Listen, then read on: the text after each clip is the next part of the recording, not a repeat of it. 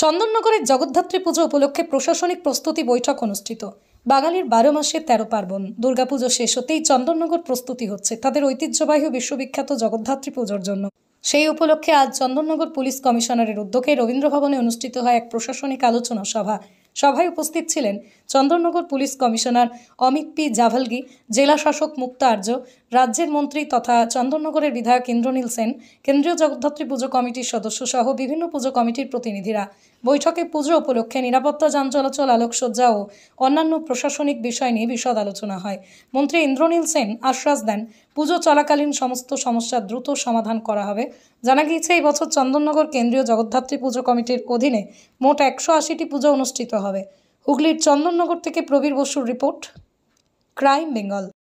রবীন্দ্র ভবনে আমাদের coordination meeting হলো। উপস্থিত ছিলেন মাননীয় মন্ত্রী ইন্দ্রনীল সেন সাহেব, ডিস্ট্রিক্ট ম্যাজিস্ট্রেট ছিলেন, মেয়র ছিলেন, ডেপুটি মেয়র ছিলেন, অন্যান্য কাউন্সিলর্সরা ছিলেন। এছাড়া কমিটি যারা পুজো কমিটি যারা ওদের রিপ্রেজেন্টেটিভস সদস্যরা ছিলেন এবং লাইন ডিপার্টমেন্ট থেকে যারা এখানে পরিষেবা দেন তারা সবাই এখানে উপস্থিত ছিলেন এবং পুলিশ নিশ্চয়ই ছিল। আমরা সমস্ত পুজো কমিটির দিক থেকে যে প্রশ্নগুলো ছিল সে অ্যাড্রেস করলাম। ওদের কি সমস্যা বা ওদের কি আমাদের থেকে এক্সপেকটেশনস আছে এসব কিছু এখানে আলোচনা করা হলো। অনেকক্ষণ মিটিং দীর্ঘক্ষণ মিটিং চলেছে। ওদেরকে সমস্ত আশ্বাস দেওয়া হলো কি সমস্ত যে ইস্যুগুলো ডিল করা হবে। কিছু সেফটি সিকিউরিটি দিক থেকে আমরা কিছু নির্দেশ ওদেরকে দিয়েছি, যেমন জামাত রাস্তায় না হতে দিতে, পুজো প্যান্ডেল দেখার পরে সঙ্গে সঙ্গে ওরা বেরিয়ে যায়। লেজার শো যেমন বা ব্রিজ যদি করতে হয় তাহলে পিডব্লিউডি সার্টিফিকেট নিতে হয়, আর পিডব্লিউডি যদি না দেয় তো ব্রিজ না করতে, কারণ সেফটির একটা ব্যাপার ওখানে থেকে যায়। এছাড়া আমরা যে ছোটখাটো যে চন্দননগর বাসীদের জন্য কিভাবে আমরা ওদের অসুবিধাটা কম করিয়ে এই পুজোটা ভালোভাবে করা যায়, খুব সুন্দরভাবে আলোচনা হয়েছে। এরপরে আমরা কাজে নামবো।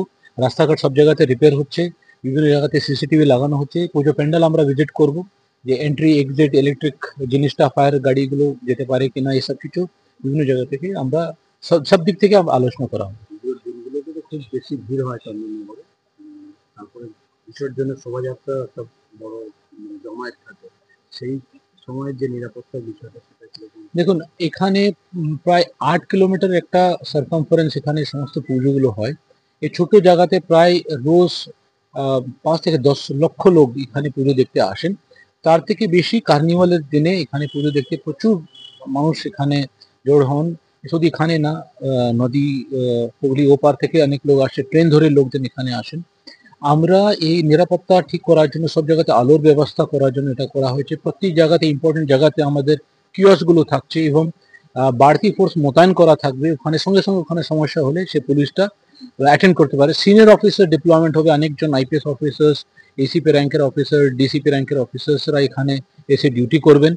এছাড়া আমাদের ভলেন্টিয়ার্স, এক্সট্রা ভলেন্টিয়ার্স আমরা টেম্পোরারি হোমগার্ড হিসাবে আমরা পাই, ওদেরকে ডিপ্লয় করা হবে। ট্রাফিক দিক থেকে বিশেষ নজর আমাদের থাকবে। মহিলা নিরাপত্তা এবং কোনো ক্রাইম না ঘটে সেজন্য একটা আমাদের বিশেষ মহিলা দল বা মহিলা পুলিশ কর্মীদের দল এখানে কিন্তু আমরা মোতায়েন করব।